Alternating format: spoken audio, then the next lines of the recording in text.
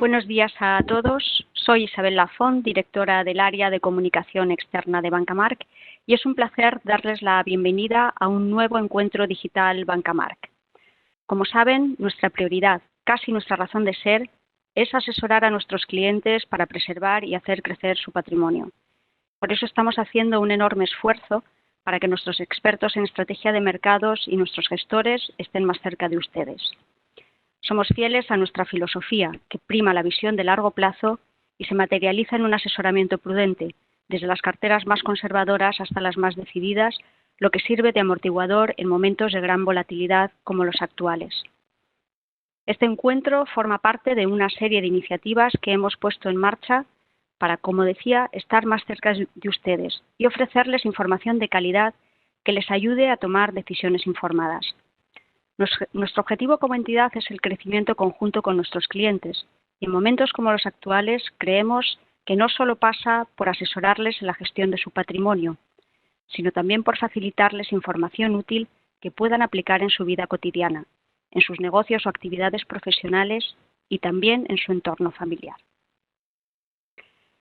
Esta crisis económica es consecuencia de una crisis sanitaria. Por eso también es crucial disponer de la mejor información científica que nos pueda ayudar a entender por qué hemos llegado hasta aquí y cómo debemos afrontar el futuro. La pandemia del COVID-19 nos enfrenta a un escenario sin precedentes. Estamos viviendo una situación inimaginable hace tan solo unos meses y más que nunca se hace necesario disponer de información de calidad que podamos recibir directamente de los mejores expertos. ¿Qué ha causado esta pandemia? ¿Cómo hemos llegado hasta aquí? ¿Cómo nos podemos proteger? ¿Cuánto durará? Son algunas de las muchas preguntas que nos asaltan. Para responder con rigor científico a estas y otras cuestiones, tenemos hoy con nosotros al doctor Ramón Polo, un gran experto internacional en enfermedades infecciosas. Muchas gracias, Ramón, por tu generosidad y disponibilidad para este encuentro. El currículum de Ramón es largo, pero trataré de resumirlo. Se licenció con premio extraordinario en farmacia con la especialidad de bioquímica clínica por la Universidad Complutense de Madrid. También cursó un MBA en el IESE y un programa de desarrollo de directivos en la Harvard Business School. Desde 2015 es el responsable global de regulación en materia de las áreas terapéuticas de enfermedades infecciosas, salud pública y vacunas de Janssen R&D, de la compañía Johnson & Johnson.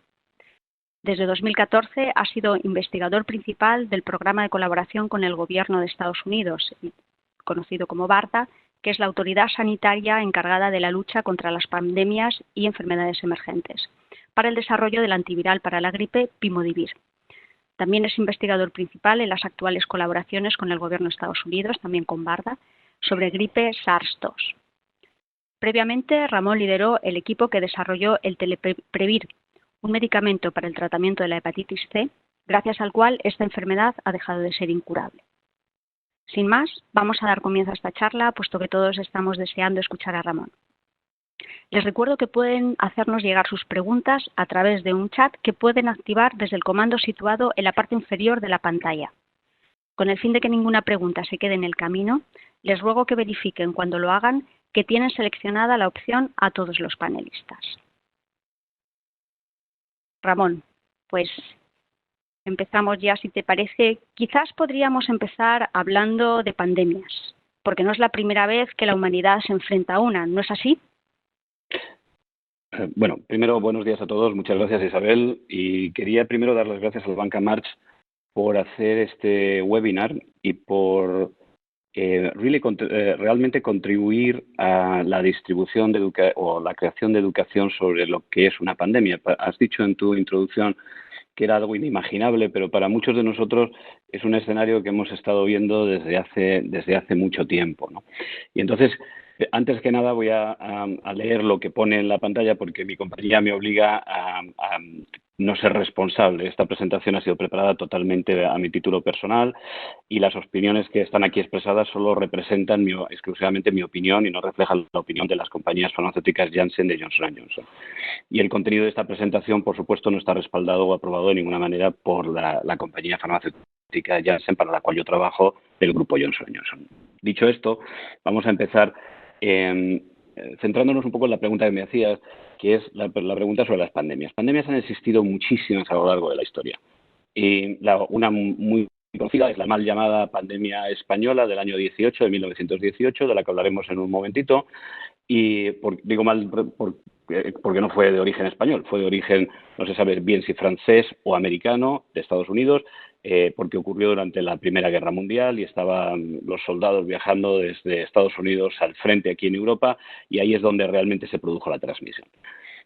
Pero yo sobre todo me voy a centrar me voy a centrar en las pandemias y en las epidemias que han ocurrido en el sudeste asiático, particularmente en China, que son, desde el año 57 hemos tenido una pandemia mundial, la llamada Asian Flu, la pandemia de Hong Kong Flu, que es la gripe de Hong Kong, también en el año 68, y ya me voy a centrar un poco más en las pandemias o epidemias realmente del año 97, de lo que llamamos la gripe aviar H5N1. Esta es una gripe que ocurrió en Hong Kong y en otros 15 países, muy pequeña epidemia de transmisión aviar, nada más de aves a hombre, no se transmitió de humano a humano, pero tenía una mortalidad de casi el 60%.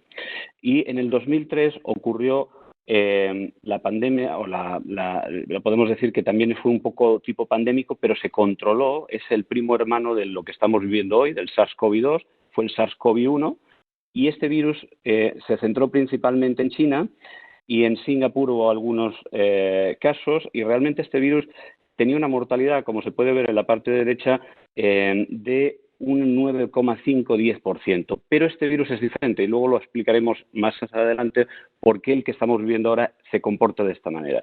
Y en el año 2020-2019 hemos empezado a vivir el SARS-like, ¿no? El SARS-CoV-2, que es otro coronavirus, y ahora explicaremos en un momento qué es lo que ha ocurrido. Pero quiero no dejar de nombrar otros virus que también tienen un componente pandémico o epidémico, que son el Marburg y el Ébola, de los que todos hemos conocido también aquí en España un caso que hubo bastante famoso, que ocurrió en transmisión principalmente de África a España.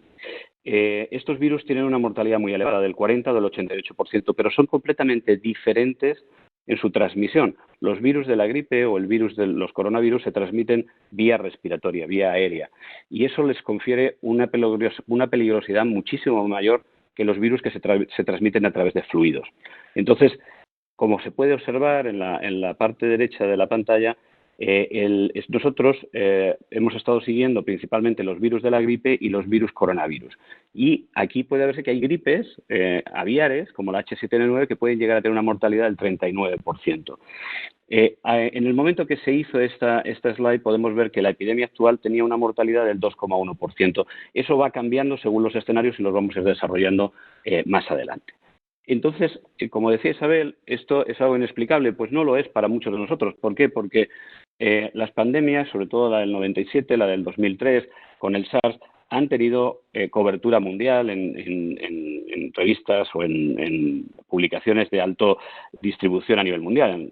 Esta es el Times, pero bueno, en el año 2017 ya hubo bastante discusión sobre si estábamos preparados para la siguiente pandemia. Nosotros, como compañía y otros centros de investigación, el gobierno americano, hemos estado siguiendo muy de cerca el virus que está aquí en azul, que es el virus, lo voy a poner aquí para que lo vea todo el mundo, es este virus que es el virus de la gripe, en lo que llamamos una gripe, ¿no? Porque tendemos a banalizar lo que es una gripe. Una gripe es una enfermedad bastante complicada y que la gripe actualmente, las gripes que pasamos estacionales, dejan una mortalidad entre 200.000 a 600.000 personas anualmente. Entonces, el hecho de banalizar una gripe es algo bastante complicado desde mi punto de vista, que trabajo en esto, porque las gripes siguen teniendo una mortalidad elevada, aunque no sean pandémicas. Cuando se transforman en pandémicas y cuando saltan por primera vez al ser humano, pueden llegar a tener mortalidades altísimas. Y lo que está arriba es el coronavirus, el famoso coronavirus. Entonces nosotros hemos estado trabajando como grupo y muchos grupos, sobre todo haciendo un seguimiento a una gripe aviar que había en China, que es la gripe H7N9. Esta gripe saltó en el 2013, se vieron los primeros brotes, los primeros transmisiones de las aves a los humanos, con una mortalidad que llegó en ciertos casos al 25%, hasta el 60%. Hemos tenido ese rango en los brotes que se ha visto. Por suerte todavía esto solo se ha transmitido de aves a humanos, pero no se ha transmitido de humano a humano todavía. Entonces, estábamos haciendo ese seguimiento en muchas compañías, muchos grupos de investigación estábamos preparando vacunas universales, tratamientos universales para ese tipo de gripe, para la H7N9, para estar protegidos ante ese salto. ¿Por qué teníamos ese concepto de que podía ocurrir? Porque si se ve luego, en el 2017 y 2018, ha habido muchísimas transmisiones de aves en todo el territorio de China. Y esto preocupaba muchísimo al gobierno, principalmente al gobierno de Estados Unidos, en cuanto a la posibilidad de que esta gripe pudiese tener un salto completo de transmisión humano-humano y hubiese sido una pandemia para la cual también hubiésemos tenido que estar muy preparados, porque la mortalidad que se preveía con esta gripe podía ser muy alta. ¿Qué ocurrió el 31 de diciembre? El 31 de diciembre se dio una alerta desde China a la Organización Mundial de la Salud, porque se vieron unos casos de neumonía con una etiología no clara y se reportó en la ciudad de Wuhan. Entonces se asoció a ciertas personas que estaban en contacto con un mercado de los que se llaman húmedos, son mercados donde hay mucho animal vivo que se llevan a casa, se matan en el mercado, y se asoció con esa presencia de los primeros casos. Luego voy a explicar que no sabemos exactamente dónde está el primer caso, y esto es algo que es importante para tenerlo claro, para entender cómo se producen estas transmisiones. El gobierno chino, junto con la Universidad de Sydney, publicaron el código genético del virus que se identificó en los casos que estaban ocurriendo en China. Y eso se publicó el 10 de enero. Desde el 10 de enero tenemos el código genético del virus. Y como pueden ver en la slide, en inglés dijimos "it's a coronavirus". Pensábamos que podía ser cualquier tipo de virus y al final se confirmó que era un coronavirus. Desde entonces, ese código genético ha llevado a que las compañías que están trabajando, todas las compañías que están trabajando en vacunas e instituciones públicas y privadas, hayan podido tener acceso siempre a los códigos genéticos del virus. Con lo cual, eso ha sido de gran ayuda, porque desde el 10 de enero, y nosotros en concreto empezamos el 15 de enero, a trabajar y a ver qué se podía hacer para ese virus que había saltado al reservorio humano, ¿no? Esto es algo que me gustaría explicar con tranquilidad. Es que realmente los murciélagos, que es de donde viene este virus, los murciélagos, en el reservorio de los murciélagos hay más de 500 virus diferentes dentro de ese reservorio, de ese ecosistema de los murciélagos del sur de Asia. Y esto es algo que ha ocurrido a lo largo de la historia, pero ha ocurrido a lo largo de la historia. Los saltos se han producido muy espaciados en el tiempo. El primer coronavirus que saltó hace 500, 800 años, que es uno de los que circulan habitualmente, de los 4 que tenemos. Los 2 primeros que ven en la slide, en la parte de la derecha aquí, los 2 primeros son alfa coronavirus y los 2 segundos beta coronavirus. Estos virus saltaron hace muchos años, 200, 300 años, 120 años, 80 años, y son los que se han quedado establecidos como el catarro común. Estos son virus que se han adaptado al reservorio humano. Pero vamos viendo como que los coronavirus, el SARS saltó hace 16 años, que es el primero, el que tuvo la epidemia en el 2003. El MERS coronavirus, que lo llamamos Middle East, ocurre en el Oriente Próximo, sobre todo en Arabia Saudí, se transmitió de los murciélagos a los camellos y es otro coronavirus que tiene una mortalidad muy alta. Y ahora hemos visto que vuelve a saltar otro coronavirus en este entorno. ¿Por qué ocurre esto? Porque cada vez estamos más cercanos al ecosistema animal. Cada vez estamos más próximos. Las poblaciones cada vez son más grandes. Tenemos 7.700 millones de personas en el globo, en la Tierra, y estamos más cerca de estos animales. Con lo cual vamos a ver que esta transmisión animal va a ocurrir más y más. Con lo cual tenemos que estar asumiendo que esto no es algo nuevo, no es algo inimaginable, es algo que puede volver a ocurrir.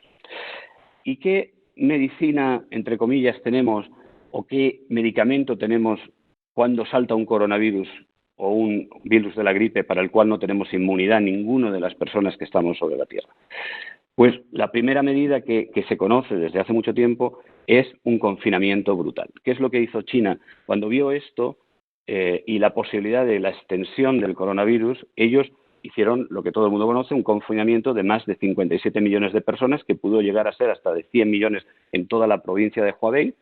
Y aquí se ve el impacto que eso tuvo, porque paralizaron el país durante esas semanas. Si vemos el enero del 1 al 20 de enero, esta era la contaminación que se mide en el dióxido de nitrógeno que se estaba produciendo en China por toda la fabricación existente. Si lo vemos del del 10 al 25, prácticamente no existen focos de dióxido de nitrógeno. Ellos hicieron un cierre total de la economía y del país. ¿Por qué hicieron esto? Porque desde la pandemia del año 18, desde 1918, se sabe que lo que mejor funciona en esos momentos, cuando tienes ese salto donde nadie tiene inmunidad, hay que confinar. En el año 18 no se llamaban medidas de distanciamiento social, se llamaba confinamiento, y lo que hicieron dos ciudades es un ejemplo que se sabe desde los primeros libros que se puedan leer en epidemiología, lo que hizo una ciudad en Estados Unidos, que es Filadelfia, y lo que hizo una ciudad que es San Luis durante la pandemia del año 18. Si vemos aquí las imágenes que tenemos, la imagen que se refleja aquí en esta imagen es de un parade que hizo la ciudad de Filadelfia con 200.000 personas para recaudar fondos para el ejército americano que estaba combatiendo en el frente en ese momento. Y eso lo hizo durante el proceso pandémico. ¿Qué ocurrió? Que en los 3 días siguientes, como la gripe tiene un periodo más corto de incubación, los 3 días siguientes los hospitales enteros de Filadelfia estaban llenos de personas en los hospitales.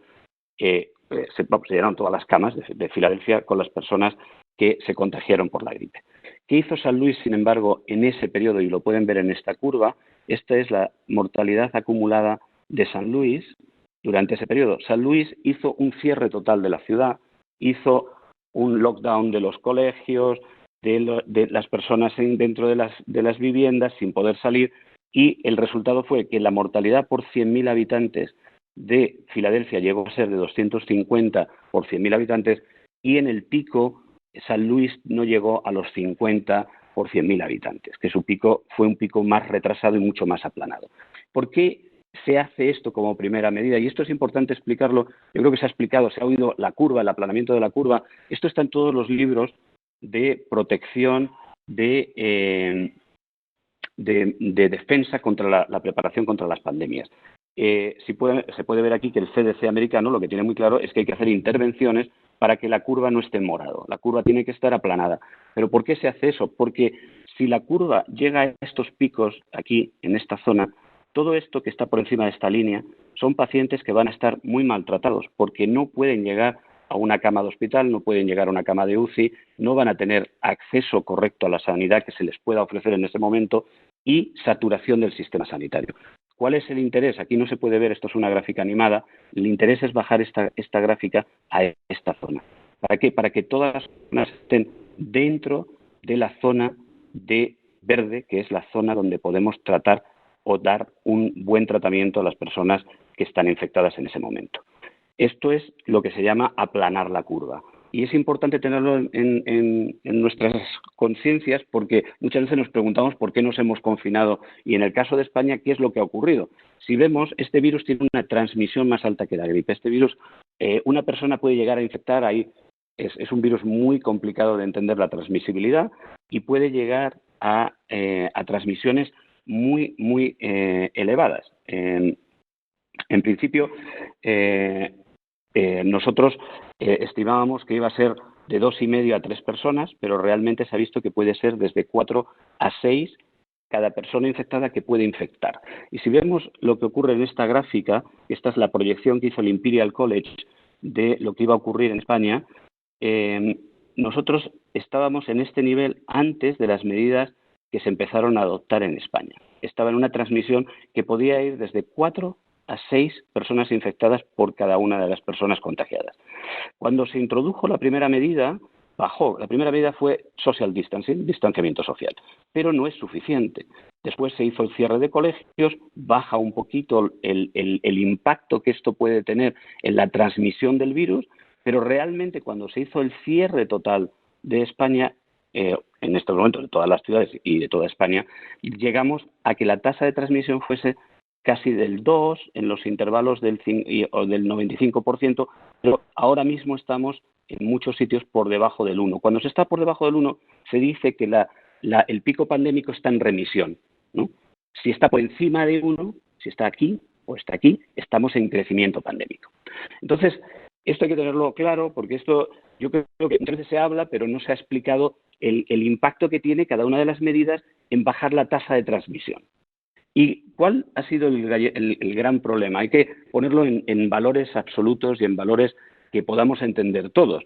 Esto es un informe que ha hecho, es una predicción de cuándo acabará este pico pandémico que ha hecho la Universidad de Singapur, pero no es importante la proyección, sino los casos reales. Y quiero resaltar, tenemos 3 países aquí que los he elegido al azar, pero no al azar, sino lo que quiero demostrar es que Japón, un país que tiene 120 y tantos millones en este momento de población, que tiene un sistema sanitario sobredimensionado para esa capacidad, tiene muchísimas más camas que otros países de UCI y camas normales de hospitalización por cada 100.000 habitantes, el día de su pico máximo de contagio, que es este, no pasó de 1.500 casos.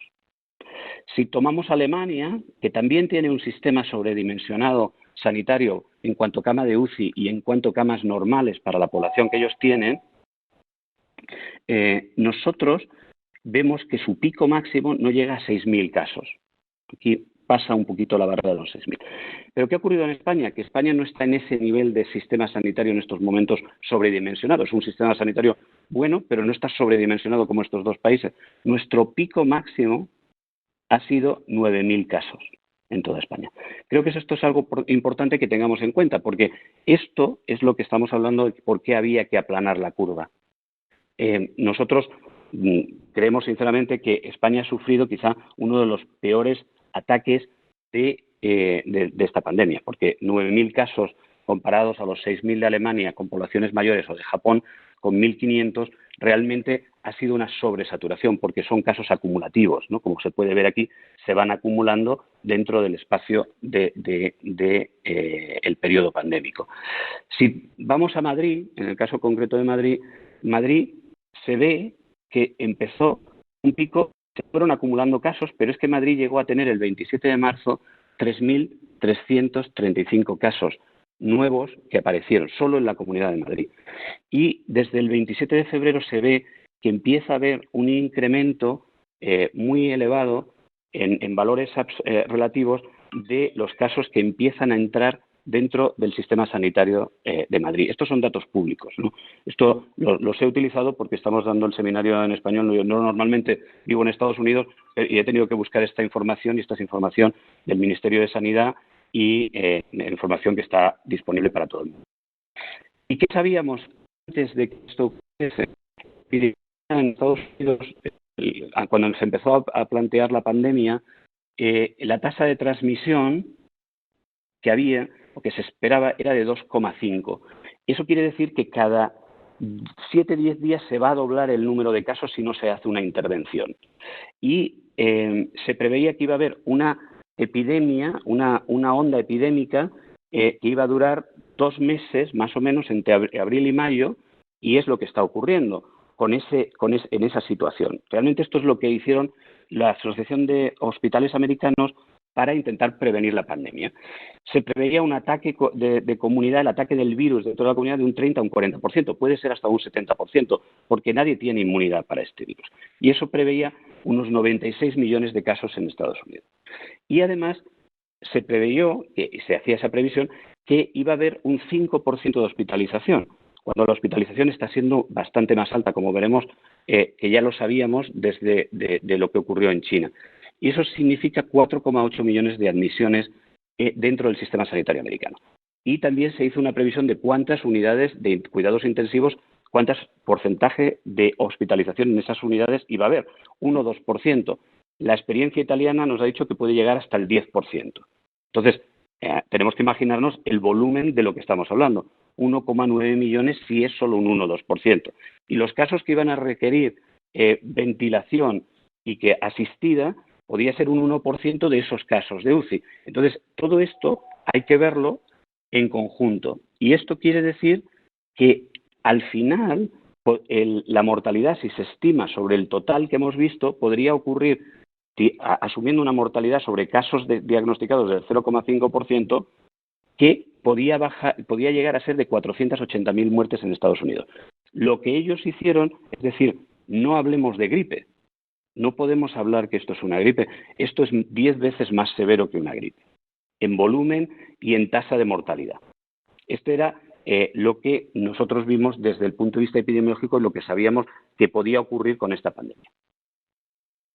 Isabel, te lo dejo en tus manos.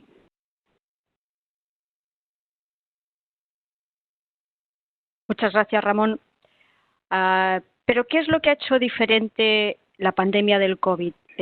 ¿Cómo ha ocurrido este Big Bang? ¿Cómo hemos llegado hasta aquí? Lo que ha hecho diferente esta epidemia sobre lo que teníamos en cualquier previsión es que este virus es un virus que tiene un comportamiento diferente a otros virus. Este virus puede tener mucha transmisión asintomática. Luego lo vamos a desarrollar un poquito más adelante en la presentación. Pero quiero que quede eso claro. Estos son los datos de China, cuando lo que se puede ver aquí en azul son personas que no han tenido relación alguna con la exposición al mercado ese húmedo que se ha hablado tanto de Huanan. Y en rojo los que sí han tenido exposición a ese mercado. Se puede ver que ya en diciembre aparece un caso que no está relacionado con el mercado y que está correlacionado y descrito como SARS-CoV-2. Entonces, ahora en Europa, como muchos habrán escuchado, en Francia se ha visto que se está hablando que en Europa también ha podido haber circulación de este virus a finales de diciembre, porque realmente tiene mucha transmisión asintomática. Y es importante ver que cuando China da la voz a la alarma epidemiológica, que es aquí el 31 de diciembre, y se cierra el mercado el día siguiente, todo esto que se empezó a ver se había solapado muchas veces con la temporada de gripe, con lo cual podrían ser neumonías que se veían atípicas, pero que podían estar relacionadas con gripe. No se pudo ver antes que podía ser un patógeno emergente diferente. Y eso es importante tenerlo claro porque va muy relacionado con la transmisibilidad de este virus. Y es lo que vio Alemania. Alemania vio en febrero que en una empresa, una persona que venía de la afiliada china visitó Alemania durante los días 19 al 22 de enero y atendió reuniones de negocio durante ese tiempo con colegas alemanes. Y esta persona era totalmente asintomática durante ese periodo. En el vuelo a China de vuelta empezó a tener síntomas. La diagnosticaron por PCR positiva el 26 de enero. Todo este intervalo de tiempo, la persona estuvo asintomática. ¿Pero qué ocurrió? Que durante el periodo asintomático, que es lo que es raro en este virus, porque normalmente todos estos virus, incluida la gripe, su capacidad de transmisión es mucha más alta cuando la persona presenta síntomas, porque realmente muchas veces lo que está ocurriendo cuando el virus está replicando, el sistema humano, el sistema inmune de las personas empieza a reaccionar y empieza a crear una sintomatología. Y ahí es cuando el virus tiene un crecimiento mucho más elevado y se ve que la transmisión del virus corresponde con la sintomatología. En este caso no es así. El paciente siguiente, que es el paciente 1 alemán, pasó a estar contagiado durante este periodo asintomático de la persona que venía de China.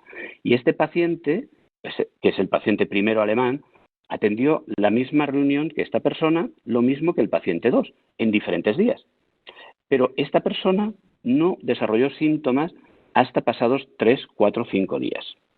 ¿Qué ocurrió con el paciente 3 y el paciente 4? Ellos tuvieron contacto con esta persona, con el paciente 1, durante 2 días del periodo asintomático. Y el paciente 4 tuvo contacto con el paciente 1 durante 4 días antes del periodo sintomático. Porque esta persona, el primer paciente alemán, fue diagnosticado por PCR positiva y más tarde que la persona de China el 27. Entonces, esto es lo que hace diferente a este virus. Principalmente es esa transmisión asintomática la que hace diferente a este virus. Y, sobre todo, también el volumen de hospitalización. Estos datos son de los primeros 44.000 pacientes de China, de Hubei, de la provincia de Hubei, donde se ve todo lo que es azul, naranja y gris, corresponden a pacientes en hospital y todo lo que es en amarillo o en este color, o sea, anaranjado, esta zona es lo que los pacientes no hospitalizados. Eso quiere decir que este virus, por desgracia, necesita hospitalización. ¿Y qué ocurre y eso lo sabíamos desde los primeros 44.000 pacientes de Huawei? ¿Qué ocurre con este virus en una serie corta de Singapur? Pues que el paciente tiende a estar con virus positivo y hospitalizado durante mucho tiempo. Pasan muchos días. No es un paciente que entra y en 3 días está fuera. Si entra en el hospital, lleva mucho tiempo de hospital. Con lo cual, eso es algo, una señal para estar preocupados porque no hay posibilidad de que un paciente entre y libere la cama, sino que se van ocupando todas las camas del sistema sanitario. También sabíamos cuál era lo que llamamos case fatality rate. No sabemos lo que es la letalidad del virus porque no sabemos todas las personas infectadas, solo los que se han podido diagnosticar. Y sobre esa, que es la punta del iceberg, ¿no? Pero sobre ese número de diagnosticados sabíamos que la tasa de mortalidad del virus sobre esos casos tenía o correlacionaba con ciertas variables. Una de ellas es el rango de edad, pero tampoco tenemos que desestimar que no hay mortalidad en otros rangos de edad, porque sí que es verdad que correlaciona con la edad, con las franjas de edad, pero ellos también vieron mortalidades en otras franjas de edad. Y ahora explicaré más adelante los datos de España. Pero esto realmente es importante, porque hay mortalidad en todos los niveles y en todas las franjas de edad. También ocurrió, estos son datos bastante anecdóticos, porque no hay estudios controlados y luego veremos el boom que ha ocurrido en los estudios que realmente son controlados y como se hacen en investigación clínica. Se reportaron factores de riesgo como puedan ser la hipertensión, la diabetes, las enfermedades cardiovasculares, las enfermedades crónicas respiratorias, el cáncer, un sinfín de potenciales factores de riesgo, ¿no? Y esto es importante tenerlo claro, y lo dejaré aquí, Isabel, para ir un poquito más rápido, para tener en cuenta qué es lo que sabíamos del virus. Estupendo, Ramón. Quizás en este punto sería interesante que nos hicieras una exposición de lo que sucede con el virus en los pacientes. ¿Cuál es ese recorrido que hace el virus en un paciente? Isabel, mira, esa es una pregunta muy buena porque realmente vamos sabiendo más ahora mismo sobre el virus y sobre la evolución de los pacientes. Y cuanto más tiempo pase en la pandemia y en la epidemia de este coronavirus, más vamos a saber manejar al paciente y entender la transmisión. Realmente ahora esto es posiblemente haya una nueva versión dentro de poco. Yo sigo hablando con investigadores. La transmisión asintomática es difícil de cuantificar por el hecho de que es asintomática. Entonces, ayer, por ejemplo, hablaba con unos amigos de un hospital, me decían que hay intensivistas que tienen la serología del virus, han pasado la enfermedad y no han sentido ni un solo síntoma, y hay otros que han pasado la enfermedad y no tienen la serología del virus. Entonces es difícil cuantificarlo, pero se estima que puede llegar la transmisión asintomática sin síntomas a un 30%. Y esto es importante porque el paciente paciente asintomático, infectado, está transmitiendo el virus durante todo este periodo. Aunque esa persona pueda tener inmunidad después, el virus se puede transmitir durante todo este periodo. Y no hay síntomas para identificarlos. Después, un grupo grande de pacientes desarrolla síntomas muy moderados y empieza con una fase de incubación que viene a ser una media de 5 días, más o menos el 97% es al día 7,5 en los estudios, que no tienen síntomas, pero empiezan a expresarlos y son síntomas moderados y después desaparecen y comienza el proceso de inmunización. Pero el paciente puede ser contagioso durante todo este periodo. Y luego hay las personas que desarrollan síntomas severos que necesitan hospitalización, que ya es un porcentaje más bajo, puede ser del 10, dependiendo de cada país, las cifras son diferentes, pero vamos a decir que puede ser de un 10 a un 15, y los síntomas críticos, que son los que requieren ventilación y unidad de cuidados intensivos, pueden llegar al 5%. Esto es importante también saberlo porque estos pacientes son los que están dentro del sistema sanitario en los hospitales. Son los que están en hospitalización en camas normales y también tenemos pacientes que consumen muchos recursos de unidad de cuidados intensivos. Que pasan mucho tiempo, como se puede ver aquí, casi hasta 2 semanas dentro de la unidad de cuidados intensivos. Lo que sabemos también del virus es que el virus tiene 2 fases. tres fases. Digamos, la primera, que es una fase de la fase que yo llamo la fase donde funcionan los antivirales. Esta es la fase donde, si conseguimos que el paciente identificarlo rápidamente, vemos que el virus empieza a replicar. Aquí es donde realmente están los síntomas más benignos, digamos, de la enfermedad, la fiebre, la diarrea, la tos, y ahí es donde los antivirales o los fármacos que digamos de amplio espectro se utilizan, que es el Remdesivir, la cloroquina, la hidroxicloroquina. Todos estos fármacos ayudan a combatir al virus, potencialmente. No lo sabemos de momento, excepto con Remdesivir. El resto sigue en estudio clínico y hay estudios que van hacia un lado y hacia otro. Entonces, de momento, lo que estamos haciendo es reposicionar fármacos con suficiente seguridad clínica para poderlos utilizar a ver si tienen eficacia contra el virus. Pero ¿qué ocurre en cierta población? Que el virus continúa una respuesta, lo que llamamos respuesta huésped, respuesta host, que el sistema inmune crea una respuesta inflamatoria, como se puede ver aquí, que va aumentando y es lo que llamamos una tormenta de citoquinas. Ahí el cuerpo, el sistema inmune empieza a defenderse masivamente porque el virus, que estaba en la parte del respiratorio alto, baja hacia el respiratorio bajo, hacia los pulmones, y llega hasta la unidad más pequeña del pulmón, que se llama el alvéolo, y entra dentro del alvéolo. Y se pueden producir unas respuestas inflamatorias brutales que lleva al paciente a entrar en un shock, a poder tener fallos cardíacos. Esto es lo que llamamos el síndrome respiratorio estresante, el ARDS, que realmente produce esa hiperinflamación. Y contra esa hiperinflamación se están utilizando reducir con inmunosupresión o inmunomoduladores esa inflamación. Y ahí están estudiándose fármacos contra la interleuquina 6, la interleuquina 2, inhibidores, JAK inhibitors. Estos son fármacos muy específicos de reducir la inflamación. Entonces, realmente la población, la parte más pequeña de la población puede llegar a esta fase, pero todavía no sabemos predecir quién va a llegar. Hay paneles que se hacen cuando ya estás dentro de la infección, que sabemos si tienes linfopenia, el tiempo de protombina, si hay un incremento del dímero D, si hay un incremento de ferritina. Estos se puede, dentro de la infección, se puede predecir si pueden ir hacia esa hiperinflamación. Pero antes no sabemos quién está a riesgo, no sabemos quién va a ser susceptible de esa hiperinflamación. Ese es el gran problema también. No podemos decir, este paciente va a ir de una forma benigna y este va a ir de una forma severa. Eso no lo podemos decir. Y entonces, creo que es importante, dentro de ese esquema, saber por qué hay una variación grandísima en la mortalidad. Primero, son los pacientes que diagnosticamos. Si no se diagnostican los pacientes, no vamos a saber cómo hay que tratarlos, si hay que tratarlos, si no hay que tratarlos. Entonces, una primera correlación son los pacientes diagnosticados. Después es, en inglés se dice how good is the healthcare system, ¿no? En español lo traduzco siempre, cuánto de bueno es tu sistema sanitario, ¿no? El sistema sanitario tiene que tener capacidad para aceptar a esos pacientes y poderlos tratar con la terapia que en ese momento, con el standard of care, la terapia que se está dando en cualquier sitio en ese momento. Y hay que tener esa capacidad. ¿Y cuánto tiempo lleva el brote? Porque no es lo mismo en el contagio al principio, al final del brote o en el medio del brote. Depende de dónde estés en cada fase, la posibilidad y la mortalidad varía, como estamos viendo. Entonces, es importante también tener claro lo que hablábamos antes del número de camas por 100.000 habitantes de unidad de cuidados intensivos.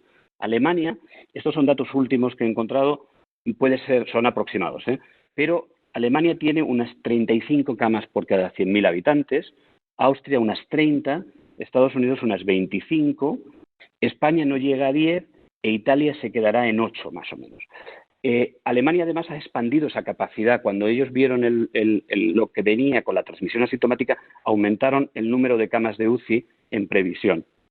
Entonces, esto es importante porque si no tenemos previsto, y veremos que ahora se habla de cuánta capacidad de UCI le va a quedar a los hospitales en el posible rebrote o en la salida o en el desconfinamiento. Eso es importantísimo a la hora de manejar cómo vamos a desconfinar a las poblaciones. Y también la pirámide poblacional. Si nosotros tenemos una pirámide poblacional, como en el caso de España, que tiene mucha parte hacia la zona de mayor mortalidad, eso afecta mucho en una pandemia.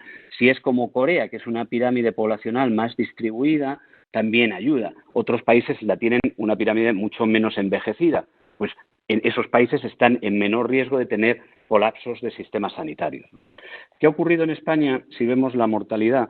Estos datos los he obtenido del Ministerio de Sanidad, son públicos, pues todo el mundo puede entrar a verlos. Cuando veo la mortalidad que hay de 0 a 9 o la hospitalización, hay 247 personas jóvenes de 0 a 9 años que han sido hospitalizadas, 36 ha habido en UCI, aunque haya solo 2 con mortalidad. La letalidad sobre el volumen es del 0,3%, pero todos estos casos que tenemos aquí en toda esta franja de edades son hospitalizados con UCI, pueden tener condiciones previas, enfermedades subyacentes que han tenido, no está detallado, pero realmente pueden tener una infección que se puede complicar. La probabilidad baja, muy baja, pero pueden ocurrir en ciertos casos. Entonces, vemos que según aumenta la franja de edad, la mortalidad, el número de fallecidos, la letalidad en esa tasa de letalidad aumenta. Si vemos aquí, la letalidad va aumentando conjunto a la franja de edad y realmente es significativa a mayor edad, en la franja de los 80-89 años y en la franja de los 90 años. Isabel, esto es lo que quería contar sobre. Estupendo, muchas gracias, Ramón. Claramente estamos en esta situación porque se trata de un virus nuevo para el cual no había tratamiento ni vacunas y en ello están puestas todas las esperanzas. ¿Qué futuras opciones existen en este campo y cuánto tardaremos en disponer de ellas? Mira, Isabel, esa es una pregunta que me encanta y sobre todo lo que quiero explicar, no voy a entrar en detalle de las vacunas. Las vacunas son muy complicadas en cuanto a su desarrollo y en cuanto al tipo de vacunas que hay. Todas estas son vacunas que están en desarrollo actualmente por muchas compañías y muchas instituciones públicas y privadas en Estados Unidos y en otros países. Y hay muchas vacunas, desde las RNA, las DNA, las que son recombinantes, las que llevan vectores, los que son virus inactivados, virus atenuados. Todo, no voy a entrar en el tipo de vacunas, sí voy a entrar en lo que se necesita para desarrollar una vacuna. Primero tenemos que establecer un proceso de desarrollo controlado. Necesitamos tener datos animales, tenemos que ver cómo se va a fabricar, tenemos que hacer pruebas clínicas de seguridad, fase 1, fase 2, fase 3, tenemos que discutir con las autoridades sanitarias en Estados Unidos, en Europa, en Japón, en China. Tenemos que tener larga producción, una producción alta y con capacidad para producir una vacuna, en este caso, que podrían ser hasta 7.700 millones de dosis, ¿no? Tenemos que empezar a ver los volúmenes, tenemos que llegar a vacunar a toda la población y tenemos que conseguir inmunidad en toda la población. Entonces, el tiempo que nos hemos establecido, que todo el mundo quiere, es de 6 a 18 meses. Vamos a ver en esta gráfica, que esto es público también, cuántos han sido los tiempos de desarrollo de cada una de las vacunas. La varicela, 28 años, el Flumis, que es una vacuna para la gripe, 28 años, el HPV, 15 años, el rotavirus, 15 años y el combo pediátrico, unos 11 años. De media, una vacuna normal puede llegar a tener ahora, al día de hoy, unos 10, 15 años de desarrollo, desde que se empieza, desde el principio. Para el COVID-19, el goal es que tengamos todo hecho en 18 meses. El artículo del Times, del New York Times, reflejaba esto muy bien, por eso lo he puesto aquí, porque realmente explicaba muy claro que si necesitamos todo este proceso, que es el proceso típico de desarrollo en todas estas fases, y ahora lo tenemos que hacer en esto, realmente se nos solapan todas las fases, ¿no? Tenemos que hacer fabricación a riesgo, tenemos que tener capacidad de producir 2.000 millones de dosis en un sitio, en otro sitio, en un país, en otro país, tenemos que tener esa capacidad de fabricación y no solamente de la vacuna, del material genético de la vacuna, pero es que también hay que producir las jeringas, hay que producir las agujas, hay que hacer todo el proceso, ¿no? Esto me gustaba porque ellos decían, hay que encontrar 300 millones de viales en un sitio, en otro sitio, hay que estar preparado con todo lo que hay alrededor. Y quiero que veamos, por ejemplo, la capacidad, estos son datos del gobierno americano que solo los tengo hasta el 2015, esto realmente es la capacidad que hay al día de hoy de fabricación o de dosis, hasta el 2015, de vacunas estacionales contra la gripe, 1.500 millones de dosis, vamos a poner. Para la vacuna pandémica potencial de la gripe, se había creado una capacidad extra, sobre todo con el gobierno americano, que estaba trabajando en ello, y otros gobiernos, para llegar a poder producir 6.000 millones. Pero claro, esto es un coronavirus, no es una vacuna de la gripe. Y ahora tenemos que empezar sobre esto, ¿no? Sobre esta base, todas las compañías están trabajando en crear capacidad, crear la vacuna, poder llegar a ello, compartir datos con las autoridades sanitarias, todo en abierto casi, compartiéndose datos y realmente una integración de todos esos elementos para poderlo producir. Y a mí me gustan las vacunas porque la vacuna es realmente lo que salva poblaciones. Los tratamientos salvan vidas, pero las vacunas pueden salvar a las poblaciones. Entonces, yo le doy mucha importancia al tema de la vacuna porque realmente es lo que nos va a dar esa inmunidad, si conseguimos tenerla, esa inmunidad de grupo, porque llegar a una inmunidad de grupo del 70%, que es lo que se necesita, más o menos es lo estimado por todos los grupos epidemiológicos, para poder parar la transmisión de este coronavirus, serían tantos contagios que necesitaríamos de forma natural que no podríamos asumir el número de fallecidos que podría haber por ello. Entonces, sí que es verdad que la vacuna puede salvar esas poblaciones. En cuanto a los tratamientos, como hemos dicho antes, realmente los tratamientos ahora mismo, hacer un tratamiento específico para el coronavirus es muy complicado. Lo que se está haciendo es reposicionar fármacos que pueden tener una actividad contra el coronavirus, como ha sido el fármaco Remdesivir. Remdesivir de Gilead lo que ha hecho ha sido un fármaco que tenía para el brote de ébola, lo ha reposicionado porque han visto que tenía actividad in vitro contra este coronavirus. Lo han reposicionado, han hecho los estudios clínicos y en un estudio clínico controlado, donde todas las variables estaban controladas, han visto la eficacia. Por eso ahora se recomienda como terapia base de manejo de los pacientes. Me gustaría comentar esto, que son el número de estudios clínicos que se están haciendo al día de hoy. Y esto es importante para la gente que tenga un poco de base científica y base médica. Realmente, cuando se empieza la pandemia en enero, no hay casi estudios intervencionales y controlados. Se empieza totalmente empíricamente para ver cómo se le puede tratar a ese paciente. Creo que ahora, hasta el día 28 de abril, hemos subido a casi 700 estudios controlados. ¿Esto qué quiere decir? Que en poco tiempo vamos a ver resultados que se van a poder interpretar. Hay muchos resultados que se publican sin poderse interpretar. Son resultados de series cortas de pacientes y no se pueden interpretar. Yo soy un convencido que estas intervenciones terapéuticas y estos estudios intervencionales que tenemos al día de hoy van a ser el factor que va a cambiar cómo se maneja al paciente en los siguientes pasos de la epidemia. Entonces, importantísimo y que todo el mundo nos quedemos, esto es un dato muy positivo porque habrá datos bastante buenos y controlados dentro de poco tiempo. Muchas gracias, Ramón. Otro aspecto que ahora mismo está muy candente es la llamada nueva normalidad, ¿no? ¿Cómo va a ser esa nueva normalidad? Por ejemplo, hay mucha confusión en cuanto al uso de mascarillas. ¿Por qué hay que utilizarlas? También en cuanto al papel de los test en esa vuelta a la normalidad. ¿Qué tipo de test hay? ¿Cómo y cuándo se deberían utilizar y para qué? Gracias, Isabel. Mira, voy a empezar antes con estas son slides públicas, totalmente esto es del gobernador Cuomo del estado de Nueva York. Y él lo tiene muy claro, en Nueva York han pasado una pandemia muy dura y lo pongo porque realmente me encantaron como la composición, ¿no? Lo que es fundamental moviéndonos hacia esta nueva realidad es el test.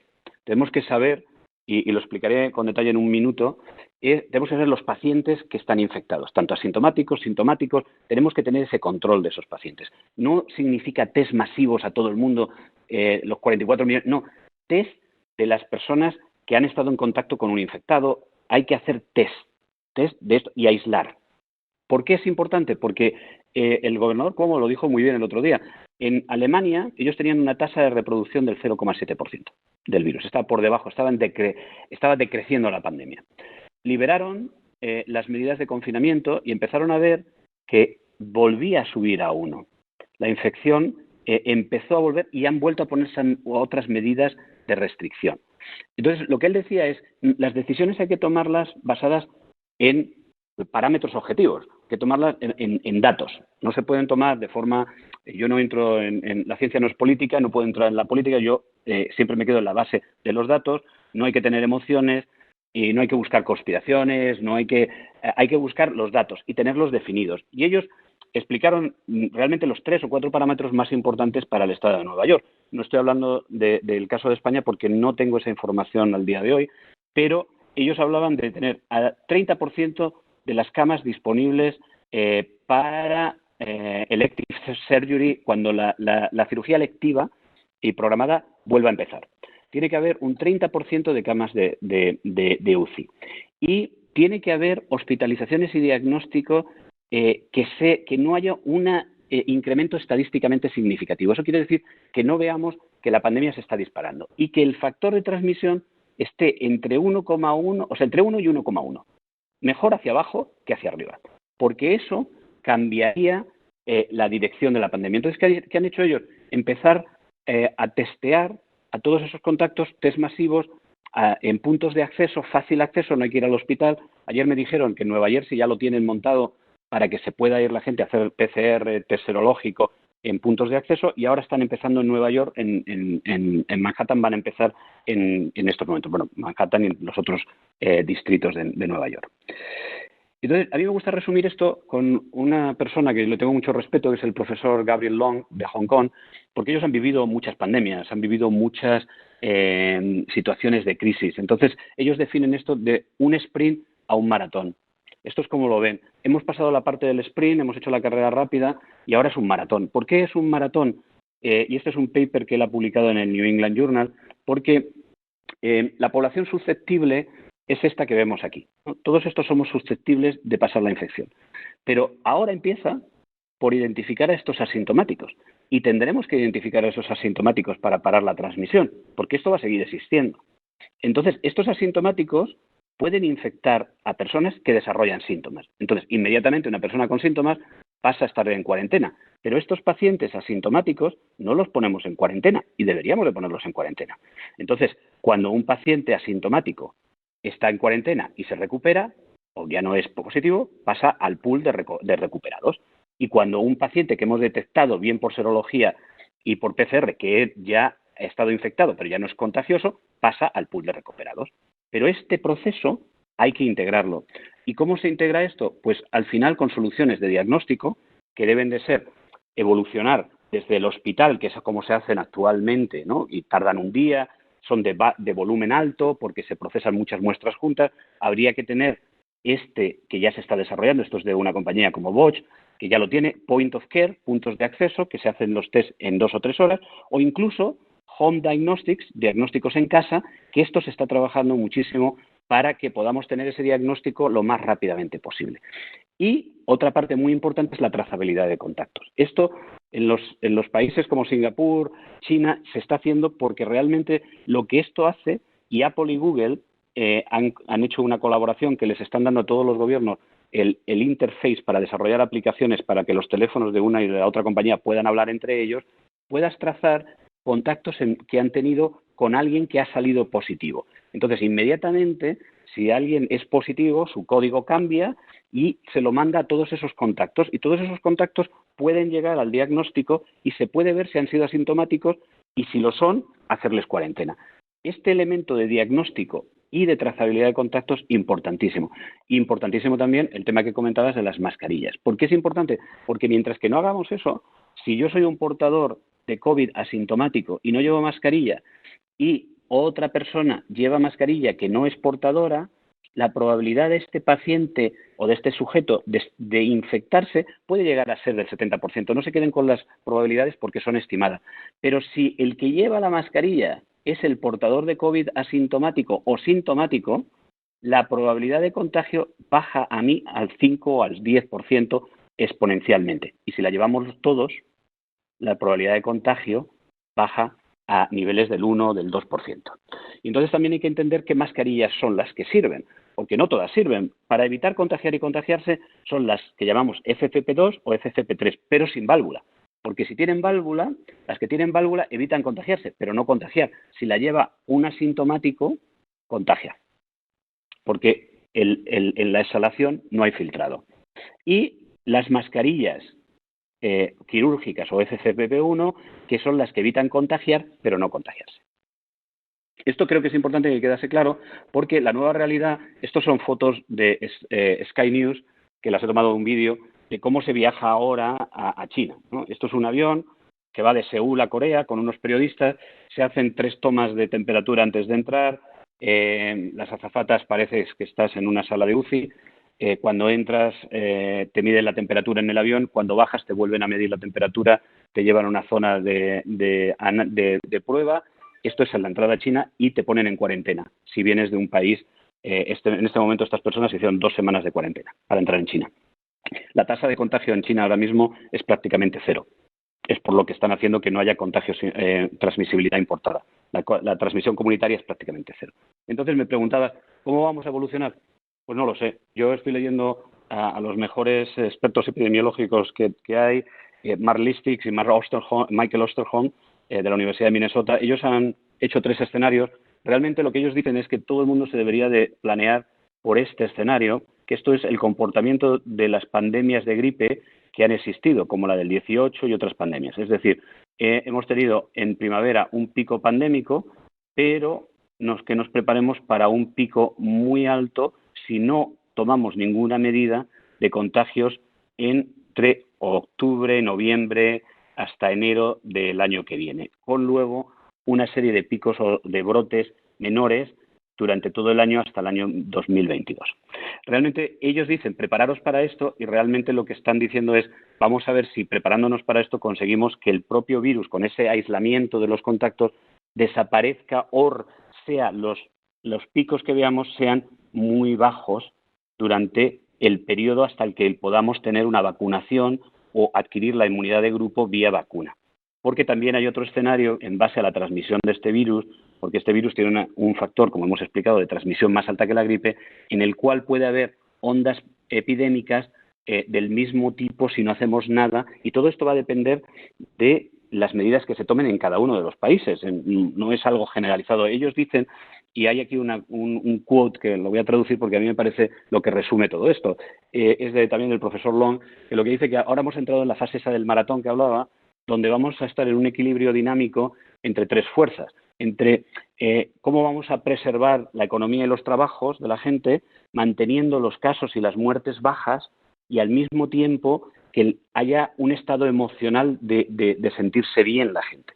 Esas 3 fuerzas van a estar en equilibrio dinámico, porque ellos lo conocen muy bien, en Hong Kong han pasado por muchas de ellas y sabe que ahora empezamos esta fase de controles. El Imperial College hizo su predicción, que es esta que vemos aquí, ¿no? Un pico alto y en base a las medidas de distanciamiento social y de prevención, que vayamos a tener una serie de picos pandémicos o picos epidémicos más bajos y asumibles dentro de los sistemas sanitarios. Esto es lo que puedo comentarte al día de hoy porque es lo último que se ha publicado de los epidemiólogos un poco. Mark Listigs trabaja en Harvard, es un gran epidemiólogo, y de Osterholm, ellos son un grupo que se dedica a hacer policy epidemiológica en Estados Unidos y tiene mucha credibilidad. Entonces, es lo que quería compartir y aquí lo voy a dejar. Muchísimas gracias, Ramón. Pues, si te parece, vamos a ir dando paso a las preguntas. Hay bastantes cuestiones por parte de los participantes. Empezamos por don Jorge Dalmau. Pregunta: todas las epidemias transcurren con una fase de contagio y autoinmunización. Aislar a los grupos de riesgo por edad o patologías previas es necesario, pero aislar a toda la población podría suponer frenar en cierto modo la superación por autoinmunización como parte de la superación de la pandemia. Es una buenísima pregunta. Hay que ver realmente la inmunidad que este virus nos va a dejar. Como decía, realmente los grupos de riesgo son los que habría que aislar, son los grupos que realmente en el desconfinamiento tienen que estar más tiempo confinados o con medidas de aislamiento y de acuerdo totalmente en que los grupos de menos riesgo tengan menores medidas de control. Es importante ver si este virus nos va a dejar una inmunización tradicional, cuánto va a durar, porque, como decía antes, hay personas que han pasado la enfermedad y que no tienen inmunidad, y voy a poner el ejemplo, nosotros nos ha tocado vivir la enfermedad aquí, mi mujer se contagió en Madrid y mi mujer no ha sido convertido, mi mujer sigue estando perfectamente, es PCR negativa, hace vida normal, pero ella está en un estado intermedio entre IgM y IgG, no ha sido convertido, y hay como esto mucho. Entonces, ahora hay que hacer un estudio. Realmente, hasta que no veamos los estudios de vacunas y hasta que no veamos todas las series de los diferentes centros conjuntas y veamos un mapa de inmunización, un mapa serológico completo, va a ser complicado. Yo también estoy de acuerdo que las medidas de mayor control en el momento actual deberían de hacerse sobre las personas que tienen más riesgo y detallar muy bien cuándo son los periodos para cada uno, porque lo que no se puede hacer es salir a la calle cuando estás en grupo de riesgo cuando hay otras personas que no son ese grupo de riesgo. Entonces habría que dejar unos periodos y unos plazos hasta ver dónde está la transmisión del virus para llegar a eso. Gracias, Ramón. Otro participante nos pregunta, ¿por qué se explica esta diferencia de infectados en unos países y en otros? ¿Puede ser debido a diferentes cepas? Ahora hay mucha controversia con las cepas, las mutaciones. Este virus realmente nosotros lo hemos seguido en detalle. No ha mutado para tener una virulencia diferente. Hay mucha controversia en este tema, desde estudios que dicen que sí, estudios que dicen que no. En principio, yo creo que en la diferencia entre las mortalidades es cómo se ha hecho. Países como China o países como Hong Kong Hong Kong, Singapur, donde han tenido pandemias o epidemias anteriores, la mortalidad saben manejarla en líneas bajas porque ellos adoptan muy rápidamente las medidas, el trazamiento de los contactos, la trazabilidad de los contactos. Estaban muy preparados, llevan eso ya lo llevan aprendido. Realmente en los ascensores en Japón no se puede hablar, todo el mundo va con mascarillas. Entonces, ellos han manejado la enfermedad de una forma diferente. Creo que yo, cuando vine a España, estaba en Nueva York en enero, y venía, y mis amigos me decían, pero ¿por qué no nos das un beso? ¿Por qué no nos tocas? Porque decía, estamos en un periodo pandémico, y entonces kissing, hugging and touching, ¿no? No besar, no tocar y no abrazar, que es muy antiespañol. Eso nos ha llevado a lo mejor es un país que tiene unas prácticas diferentes, lo mismo que Italia. Y entonces eso a lo mejor nos ha llevado a una mayor transmisión. Entonces, es verdad que en países que han estado muy acostumbrados a este tipo de medidas, la mortalidad ha sido más baja porque han sabido aislar y evitar esa transmisión masiva, ¿no? Quizás eso puede ser parte de la respuesta a la siguiente pregunta, que señala que en países donde las medidas de confinamiento han sido relativamente laxas, las tasas de contagio y mortalidad han sido mucho más eficientes que en España, donde se ha forzado un aislamiento radical. Claro, hay un debate muy grande sobre esto. Realmente, el caso de Alemania a lo mejor ellos vieron mucho más, o antes por este caso, y lo vieron y avisaron, hicieron un seguimiento de los contactos y no han necesitado tener a la población tanto tiempo confinada. ¿Por qué? Porque si tú has conseguido aislar, vas aislando esas cadenas de transmisión, si las vas aislando y vas invirtiendo en hacer las pruebas de los contactos y tienes esa trazabilidad de contactos, puedes llegar a aislar al virus, y es menos drástico. Cuando tú tienes una transmisión que ya no puedes llegar a hacer ese aislamiento de las cadenas y ya lo tienes dentro, lo que se llama transmisión comunitaria elevada, ahí no te queda más remedio que hacer unas medidas de confinamiento muy, muy rígidas para poder bajar la tasa de reproducción del virus. Volviendo al tema de las mutaciones, otro participante habla de los genomas del coronavirus. ¿Podría hablar de este plural respecto a mutaciones negadas oficialmente del COVID-19? Es que el genoma de cada virus, o sea, yo siempre hablo de una nube de virus. Este es un virus que cuando se replica tiene menos mutaciones que otros virus. Este es un virus más inteligente porque hace lo que llaman en inglés un proofreading. Según va la polimerasa haciendo su cadena de RNA, va leyendo y corrigiendo los errores que haya podido hacer. Entonces, este es un virus que tiene una tendencia a mutar menos que otros virus, pero muta. Y cuando un virus entra en el organismo, tiene errores de transcripción. Entonces, a mí me gusta hablar de la nube de virus que tiene cada individuo. Y muchas de esas nubes de virus tienen errores, no son los mismos virus. Entonces, si nosotros aislamos un genoma de un paciente, el genoma del paciente es lo que constituye luego los árboles filogenéticos de los genomas, ¿no? Entonces vamos viendo que la serie de pacientes en Bélgica, la serie italiana, la serie española, cada serie o cada genoma puede tener diferencias, pero lo que no se han visto son diferencias significativas. De hecho, se ha visto alguna mutación en algunas posiciones de la corona, de la proteína S, del spike, que pueden tener una implicación para la vacuna y que se tienen que tener en cuenta para la vacuna, porque puede tener una de ellas puede ser dominante sobre la otra y sea la que domine en los siguientes brotes o la que se quede dominante. Pero no es un virus que tenga esa situación ahora mismo, aunque inicialmente se hablaba de una, llamábamos S y L, una forma ancestral y una forma L, pero esto se va cambiando todos los días.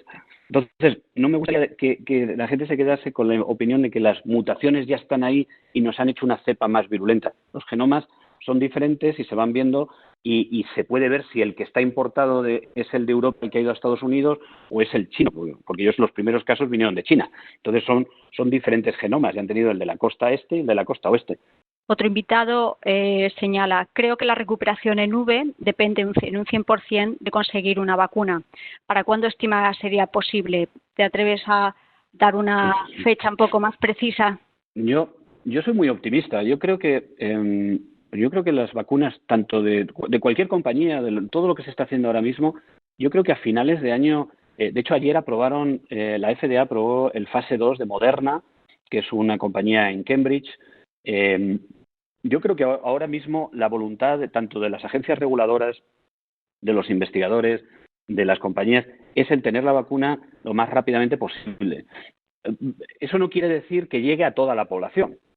Yo creo que al principio vamos a tener una vacuna para proteger a quién, al front line, a esos médicos, enfermeras, sanitarios que están en el front line defendiendo la vida de todos los pacientes que entran, para los pacientes en riesgo, y después vendrá más vacunación para todas las demás poblaciones. Pero creo que inicialmente se hará una vacunación selectiva según el factor de riesgo y el tipo de profesional que es.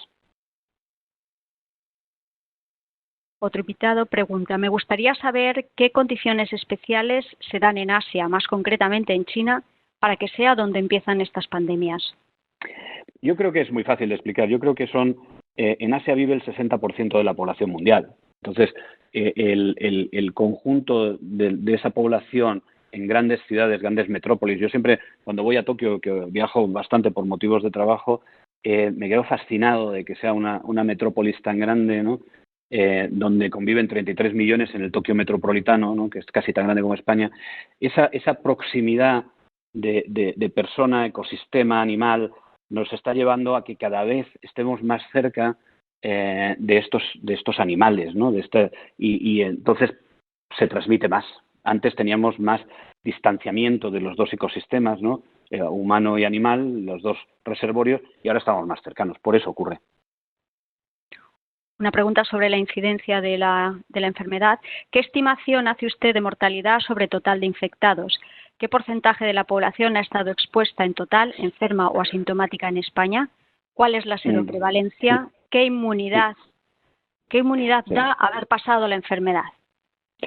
Voy a empezar con cuál sería la tasa de letalidad que tendría que tener este virus, ¿no? Nosotros siempre pensamos que este virus sería unas 10 veces más letal que el virus estacional de la gripe, que tiene una mortalidad de 0,1, 0,01. O sea, esto que sería, vamos a decir que sea el 1% total, no llegue al 1%, 0,5 es lo que hablábamos antes, ¿no? Yo pensaba eso inicialmente. Ahora tenemos que ver cuál es esa incidencia total de la infección, asintomáticos, no asintomáticos, poder haber hecho, porque ha habido muchas personas con sintomatología que no se han hecho test, ¿no? Eso también ha habido pero no solamente en España, sino en todos los países. Entonces, hay que ver con los test serológicos cuál es el mapa de infección real. Ha habido estudios, uno en Santa Clara, van cambiando por días, ¿no? Pero el de Santa Clara, ellos tuvieron muy pocos casos y se pensaban que tenían mucha población que había estado en contacto con el virus. Realmente ese estudio solo ha visto que era un 2,75 o un 3% de la población.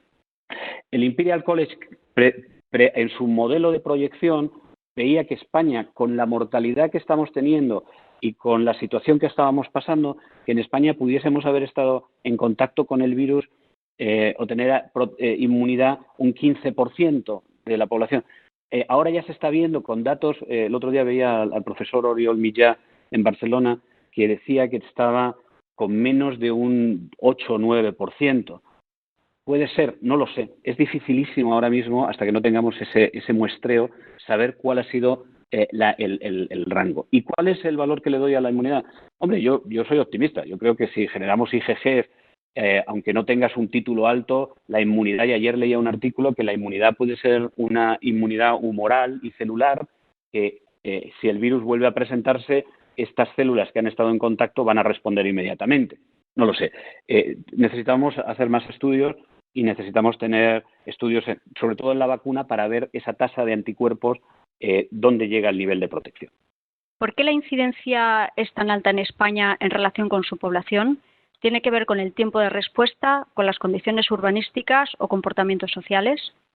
Hombre, yo creo que inicialmente puede ser que esté muy relacionado también con nuestra forma de relacionarnos, ¿no? Cuando el virus entró, se ha entrado de una forma silenciosa, entró en febrero, en enero, como hemos dicho antes, en Francia se ha visto que pudo entrar a finales de diciembre, y ha estado circulando con libertad, y ha habido personas que han presentado sintomatología, han sido diagnosticadas, porque en España mi hijo estuvo aquí en diciembre y él tuvo una gripe rara, tuvo una gripe que no bajaba, no remitía con antipiréticos orales, tuvimos que llevarle, le dieron antipiréticos intravenosos y bajó.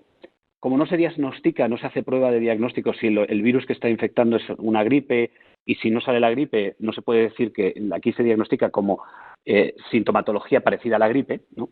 Entonces, a lo mejor muchas de estas neumonías en población de riesgo se han visto asociadas a gripe y no se diagnosticaron en su momento. Entonces, el virus está en circulación y nuestro comportamiento, yo pongo un ejemplo siempre, ¿no? Un famoso que decía a unos amigos médicos ayer, digo, ¿quién va a soplar las velas a partir de ahora en una tarta?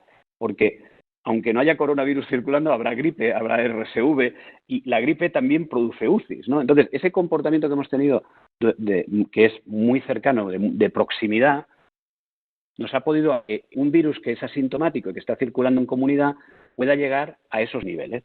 Entonces, eso combinado, que aunque a lo mejor no se vio a tiempo, y unas medidas que se deberían de haber puesto a lo mejor unos días antes o después, y es fácil decirlo ahora, también hay que hacerlo en ese momento, por lo que hemos explicado de las tres fuerzas, ¿no? De económica, sanitaria, es muy complejo esa decisión. Entonces, llevar a este momento pues es una combinación de todos los elementos. Entonces, por eso yo creo que estamos viendo la incidencia que hemos visto. ¿Por qué en el mundo occidental no hemos sido capaces de anticipar la amenaza del virus a pesar de que se contaba con la información de la incidencia en Asia? ¿Qué ha fallado a su juicio? Yo personalmente creo que lo que ha fallado es la diferencia entre haber estado en brotes epidémicos o pandémicos como ha estado el sudeste asiático y no estarlo. La herencia que ellos tienen de esos brotes epidémicos, de haber vivido una gripe aviar, de haber vivido un SARS anteriormente, de haber tenido el Hong Kong Flu, ellos han tenido un comportamiento social de distanciamiento y de medidas de higiene, en el sentido de llevar mascarillas, todos estos elementos ellos lo tenían aprendido. Nosotros no hemos pasado realmente una epidemia, una pandemia desde el año 18, ¿no? Realmente hemos pasado la gripe del 2009, pero esto fue una gripe un poquito más que la gripe estacional, pero realmente no afectó de la forma que una pandemia de este tipo puede bloquear economías, países y toda la humanidad, ¿no? Entonces, como no estábamos acostumbrados a ello, realmente el nivel de preparación posiblemente nos ha pillado un poco por detrás de otros países. Con Ebola, sin embargo, hubo una respuesta rápida, ¿no? Pero Ebola, claro, los pacientes de Ebola son muy difíciles de salvar, pero la transmisión de Ebola es fácil de controlar, porque simplemente con medidas de distanciamiento y se transmite por fluidos, si no estás en contacto con un paciente es imposible. Pero tú, en un virus que se transmite vía aérea, es imposible. Entras en un entorno cerrado, puede haber un asintomático, puedes llevarte la infección. Entonces, es una combinación de esos elementos. La siguiente pregunta se refiere a que una persona asintomática es portadora del virus pero no padece la enfermedad. ¿Quiere decir que es inmune? ¿Cuándo deja de transmitir el virus un asintomático? Esto realmente es difícil de decir. Voy a poner la slide esta que teníamos aquí. Realmente es difícil de predecir, pero vamos a ver.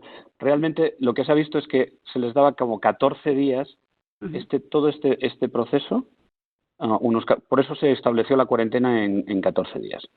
Desde que eres asintomático y empiezas a desarrollar tu inmunidad y sigues desarrollando tu inmunidad y el virus está en esta fase, hasta aquí pensamos que puede ser contagioso. Por eso la cuarentena de de 14 días.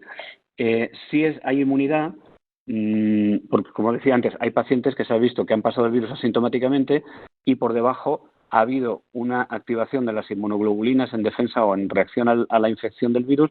Este es realmente el ciclo del virus, ¿no? Puede llegar hasta 28 días. Esto es un problema también, porque aunque en todo este proceso el virus se puede transmitir en el asintomático, en el sintomático y durante este proceso, en esta parte ya la transmisibilidad puede ser mucho menor, y eso que se ha visto en Corea, que había reinfección, es porque en la toma de muestras muchas veces quedan restos de RNA que no son activos, no hay virus, no hay replicación, pero se sacan, porque se puede quedar fuera de las células del epitelio, se sacan esas cadenas de RNA y las identificas y puede dar positivos, pero realmente no de transmisión del virus. El virus no se está replicando. Y por debajo sí que ha habido una activación del sistema inmune, primero con las inmunoglobulinas M y A, que son menos eficientes, pero son las primeras que combaten la infección, y después empiezas a desarrollar una inmunidad de IgGs, que son los anticuerpos más efectivos que hay para mantener una inmunidad a largo plazo. ¿Qué lecciones nuevas ha aprendido el mundo científico y sanitario para estar mejor preparados para la próxima pandemia? ¿Y los ciudadanos? El mundo científico, por lo menos en el que yo me muevo, en el nuestro, realmente creo que ahora esto va a dejar una memoria importante en el sentido de tener programas de amplio espectro para gripe, para ese tipo de virus que pueden ser pandémicos, y tenerlos desarrollados o vacunas que tengan un amplio espectro, o lo que llamamos universales, dentro de la universalidad que podemos tener con virus como este, que puede haber adquirir. Pero en ese sentido también ha dejado ese impacto en el diagnóstico, ¿no? Tener diagnósticos más accesibles, incluso diagnósticos que se puedan muy reproducibles, con una especificidad y una sensibilidad muy alta, que sean fáciles de acceso, que no tengan que llegar al sistema terciario de salud para poderse hacer, que se puedan hacer en un punto de acceso o en casa. Y yo creo que esos son dos temas que ha podido dejar. Y yo creo que la sociedad depende, no lo sé, en la sociedad no sé cuál es lo que ha podido dejar. Yo creo que a mí sí me lo ha dejado, porque estoy trabajando en esto desde hace mucho tiempo y creo que esto es donde deberíamos de ir, pero la sociedad en general no lo sé. No sé si se va a salir aprendiendo que todas estas pandemias se pueden reproducir cada 5 o 6 años y que el mundo no está preparado para un parón socioeconómico como este, ¿no? Entonces creo que debería de dejar esa memoria, y supongo que también se habrá aprendido a que hay que planificar. Cuando se ve una epidemia, habría que planificar cómo vamos a responder a esas pandemias, y sobre todo teniendo capacidad de respuesta en expansión de los que son los elementos más importantes, que son camas de hospitales y por eso se hizo IFEMA aquí, y camas de UCI, ¿no? Otro participante pregunta si se puede admitir hoy en día que las personas coman mamíferos no herbívoros. No lo sé, no sé responder a esa pregunta. Eso sería muy, muy personal. Creo que hay un montón de elementos aquí. Son prácticas, son elementos, no lo sé. No me gustaría entrar. Yo creo que lo que tenemos que estar es preparados para la respuesta. Yo trabajo en la parte científica, en la parte de la respuesta, ¿no? ¿Qué porcentaje de casos no diagnosticados se estima que podemos tener en España? Difícil de decir, difícil. Si lo veo por mi experiencia personal, y a mí me gusta hablar con datos científicos, y no los tengo, ¿no? Pero ha habido en nuestro entorno, ha habido muchas personas que creemos que ha pasado el virus y no han sido diagnosticadas porque no había acceso a la prueba, porque realmente el volumen de pruebas en este entorno ha sido limitado durante un periodo de tiempo, y entonces se han hecho muy selectivas para mantener unas series de datos limpias donde tú puedes ver la incidencia. Entonces se han utilizado una serie de criterios. Solo aquellas personas que se hospitalizaban, se hacían PCRs en un momento determinado. No lo sé, es muy difícil porque extrapolar. Yo he tenido casos alrededor mío que no han sido diagnosticados y han sido COVID-19. Y si se hace la serología, como se han hecho, han salido positivos.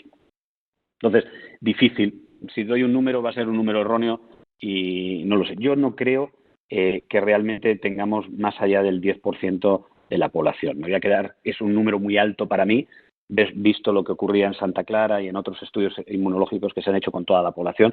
Me voy a dar un número, voy a decir no más del 10%. ¿A qué se debe médicamente que un paciente sea asintomático completamente? Pues no se sabe. Yo por lo menos no lo sé explicar. Creo que puede ser un factor que la inmunidad, el virus se reproduce en la nasofaringe, entonces cuando entra le gusta más ese epitelio y que es un paciente que pasa, se replica, el virus, hay una respuesta simplemente en esa zona, no baja, no da ninguna sintomatología y desaparece.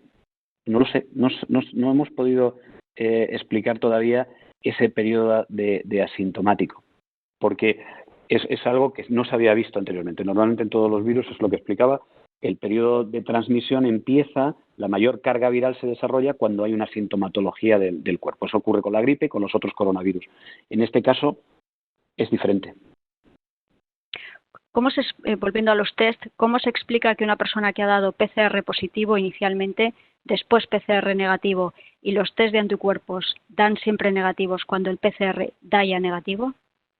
Pues me gustaría responderle, porque eso también se ve. Es que hay casos que tienes una PCR inicial, puede haber sido un falso positivo, difícil de que sea así, porque los test no suelen ser falsos, de un positivo, luego de un negativo, aquí vuelve a dar otro positivo y luego de otro negativo. Por eso se espaciaban 2 semanas las pruebas para ver si realmente, y lo que estabas midiendo a lo mejor era un fragmento de RNA que quedaba y que lo habías extraído con las muestras y no había actividad del virus. Entonces, lo normal es que hubiese habido esta respuesta, pero a lo mejor ha habido una respuesta humoral y celular y tú ya no tienes los anticuerpos circulando. No se sabe, es por lo que explicaba antes, que va a ser muy difícil crear ese pasaporte inmunológico que decía la Organización Mundial de la Salud, que no tiene valor, porque si tú tienes IgG, pero hay otro paciente que ha pasado la enfermedad y no tiene IgG, ¿qué significa? ¿Que no está protegido? No lo sabemos. O sea, ahora mismo esta curva no se sabe si para una reinfección el valor está aquí o no hace falta. A lo mejor con un valor mucho más bajo, yo se lo pregunto a los microbiólogos amigos, ven todo tipo de respuestas. No se ve un patrón claro. ¿Existe ya evidencia de la eficacia del remdesivir como tratamiento precoz del COVID-19? Sí, existe. Es un estudio que ha hecho el NIH en Estados Unidos. El remdesivir ahora mismo se ha aprobado por la agencia americana, la FDA, para utilizarse como Emergency Use Access. Es un tratamiento de emergencia porque han visto que tienen una mejora en ciertos parámetros y realmente es un fármaco que yo siempre he considerado que tenía una buena respuesta in vitro. Tiene una respuesta in vitro contra este virus bastante baja, es 1 micromolar más o menos. 0,73 lo que hemos visto, 0,73 micromolar, eso en la concentración inhibitoria que se necesita para eliminar el virus en un 50%, esos son datos buenos.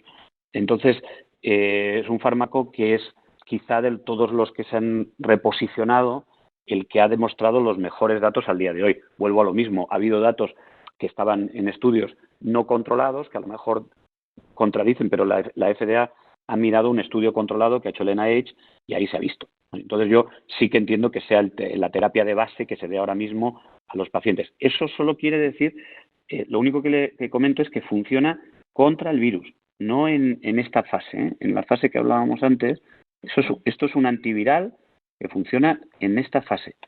Que nos quede claro que necesitamos otras terapias para los pacientes que desarrollan la fase inflamatoria. Esta parte necesita otro tipo de fármacos que también se están estudiando.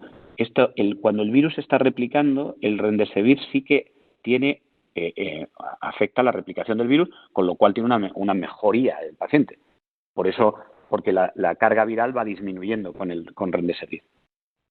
Creo que esto responde a la siguiente pregunta, que se refería si habría que tratar con antivirales a todos los sintomáticos diagnosticados precozmente en fase 1 o 2A. Yo sí, creo que sí, que los antivirales, si tienen la mejor ventana de acción de un antiviral, les pongo un ejemplo, la gripe, que está muy bien controlada y muy bien definida, el antiviral que se utiliza casi de base es oseltamivir, hay varios, son todos inhibidores de la neuroaminidasa del virus de la gripe, y estos fármacos son muy eficaces y durante las primeras 48 horas de la sintomatología. Cuando el paciente está aquí, desarrollando los síntomas aquí, si se le da durante los primeros 2 días, el paciente controla la infección de la gripe, el virus para la replicación y no pasa, porque en la gripe también ocurre que el virus, luego, una vez que el virus ha terminado su periodo de replicación, el cuerpo tiene una respuesta inflamatoria y muchos pacientes entran a la parte inflamatoria. Entonces, en esta fase ya los antivirales tienen menos efecto, aunque puede haber en ciertas poblaciones, como las personas inmunosuprimidas, que tienen menores defensas, el virus se sigue replicando más tiempo, excepto en esas poblaciones, la gripe solo se da en los primeros 48 horas. Por eso, con este virus que tiene una replicación mucho más prolongada, el antiviral durante la fase donde el virus se está replicando siempre funcionará. Cuando el virus ya no se replica y lo que queda es una inflamación y una respuesta del huésped, ahí ya los antivirales tienen menos que hacer. Aquí lo que realmente funcionan son los fármacos antiinflamatorios. Muchas gracias, Ramón. Sin duda es una conversación apasionante y podríamos seguir durante horas, pero me temo que tenemos que ir cerrando el encuentro. Quedan todavía algunas preguntas en el tintero que trataremos de responder y hacer llegar a quienes nos las han formulado. Ramón, ha sido un verdadero privilegio contar con tu presencia. Nos vamos, la verdad, con mucha más información sobre la pandemia y con muchos elementos para gestionarla de la mejor manera posible en nuestra vida personal y profesional. Reitero la aclaración que has hecho esta mañana, antes de comenzar, de que esta presentación ha sido preparada por Ramón Polo a título personal. Las opiniones expresadas en ella son exclusivamente suyas y no reflejan la opinión de las compañías farmacéuticas Janssen, de Johnson & Johnson. Por tanto, el contenido de la presentación no está respaldado o aprobado por las compañías farmacéuticas Janssen, de Johnson & Johnson. A todos los participantes, esperamos que este encuentro haya satisfecho sus expectativas y, sobre todo, que se lleven información útil, rigurosa y de máximo interés que aporte luz en estos tiempos confusos. En unos días recibirán por correo electrónico una grabación de este encuentro. Ha sido un placer compartir con ustedes este momento. Les agradecemos una vez más su confianza y tengan por seguro que todos los que trabajamos en esta casa, en Banca Marc, trabajamos día a día por hacer posible el crecimiento conjunto con todos ustedes. Muchas gracias y buenos días. Muchas gracias.